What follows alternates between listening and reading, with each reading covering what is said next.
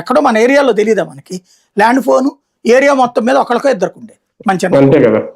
అలాంటిది ఇవాళ రోజున ఫోన్ ప్రతి ఒక్కరి ఇంట్లో ఉంది. ఒక ఇంట్లో 4 ఫోన్లు ఉంటున్నాయి, ఒక మనిషి దగ్గర 2-3 ఫోన్లు ఉంటున్నాయి, ఒక్కొక్క ఫోన్లో 2 సిమ్ములు ఉంటున్నాయి.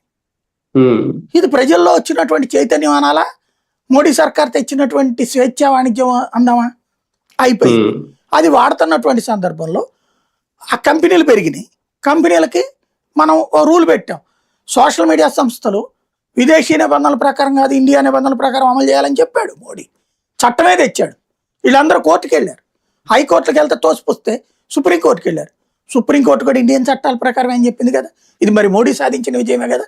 ఇది అమెరికాకు అమ్ముడుపోయినట్ట, యూరప్ దేశాలకు అమ్ముడుపోయినట్ట. తర్వాత డేటా సెంటర్లు కూడా ఇక్కడే పెట్టాలని చెప్పాం, పెడుతున్నారు. ఇప్పుడు మన విశాఖపట్నంలో ఇప్పుడు దాదాపు 4-5 డేటా సెంటర్లు వస్తున్నాయి. భారతదేశంలో టోటల్ గుజరాత్లో ఒక 5-6 డేటా సెంటర్లు వస్తున్నాయి. దేశవ్యాప్తంగా డేటా సెంటర్లు విపరీతంగా వస్తున్నాయి. రాబోయే రోజుల్లో మన డేటా సెంటర్లకి ఇతర దేశాలకు సంబంధించిన డేటా కూడా వస్తుంది ఆటోమేటిక్గా. అలాగని ఆ డేటాని మనమే వినియోగించుకో, సదరు సంస్థలే వినియోగించుకుంటాయి.